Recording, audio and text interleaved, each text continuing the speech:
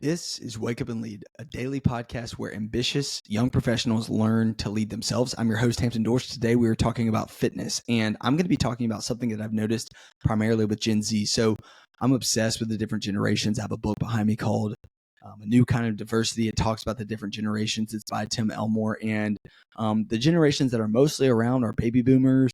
That is mostly going to be like your grandparents, and then Gen X for people my age, that might be your parents. Then millennials, and then Gen Z. For me, as someone that was born in 1997, some people say I'm a Gen Z, some say I'm a millennial, but regardless, I'm definitely in kind of the middle. I identify with both. Like I had a flip phone at first, but I also had like social media in middle school and high school where primetime millennials, they had a flip phone for a while and they didn't have social media until later on. And, they were obsessed with like Linkin Park when they were growing up. And so that's why I kind of call myself more of like a zillennial, definitely not like a absolute Gen Z. I feel like people that are fully Gen Z, they don't really have a memory without like screens and iPads and iPhones and social media and TikTok and everything like that. And so that's kind of how I personally identify them. I've done a lot of studying on the different generations, but this is a really cool thing that I've noticed about the fitness space when it comes to Gen Z. Gen Z is jacked. And I'll tell you what I mean. In my fraternity in college, there was a handful of guys out of about 100 that were like really prioritized their fitness and were really strong and in really good shape. But the majority of guys I knew played sports in high school and were a part of a team and learned how to play sports and everything like that, and maybe worked out here and there in college. Now, I am not condoning them not taking fitness seriously in college. In fact, I was a little bit inconsistent. I was pretty consistent with it in college, but I wish that I would have been more. Now, when I went back to my fraternity at Sanford, the average guy was way stronger, way more jacked than the average guy just 4 years before when I was in college. And I think this is why.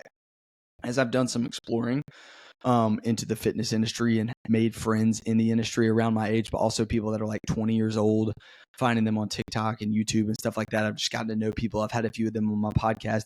I've found that in this new digital age with reels and everything like that, there is so much influence on Gen Z when it comes to fitness. Like there are so many fitness influencers that are giving you good advice about lifting and protein and running and supplements and all of this stuff. And I think there's a lot of really bad stuff out there, a lot of wrong advice. And I'm actually going to have one of my buddies, Michael Smoke, talk about that. He's talked about that before on this podcast, but there's a lot of stuff out there that's not good. There's a lot of stuff out there that is good. But here is a bit of a warning I have for Gen Z. One, I am super proud of you for learning about fitness, oftentimes like in high school and prioritizing it. But, big but, I work out at a place called Lifetime here in Birmingham, and a lot of the people that work out there are high school guys, and a lot of them are following these influencers, guys like Sam Sulek, who I think is really entertaining, but he's also like completely loaded with steroids. And so they're looking up to these guys with unrealistic expectations. And what I found is a lot of them are even quitting sports, which this is interesting because I think long-term developing the skill of like lifting weights and building muscle is something that can last much longer than playing sports. But also there's kind of that value that it's hard to see the exact ROI on, but the character development you learn from actually playing sports, from having a coach that makes you run and, having to pass the ball in a team sport and everything. And so I think the warning is to Gen Z, maybe you are one listening to this, you're in high school or you're in college and you have the opportunity to play sports. Consider not quitting, like get into fitness, lift, but also play them at the same time, and tell this to your siblings if not. But also don't obsess so much about the way that you look.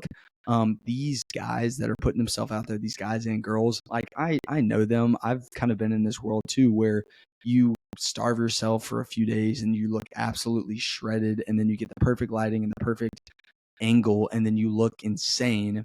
And then that's the expectation for everyone. In reality, they almost never look like that. And so while it is good that some of us are developing these habits younger than normal of like lifting and working out, don't expect to look like those people because they don't look like that in real life. Also, a lot of them are on steroids, not to take credit from them, but just be mindful of your expectations for yourself. And then also bodybuilding can be a very self-focused sport, if you will. And so if you do that, make sure that it's not always about you. My friend Christian Huff says he doesn't look in the mirror when he works out.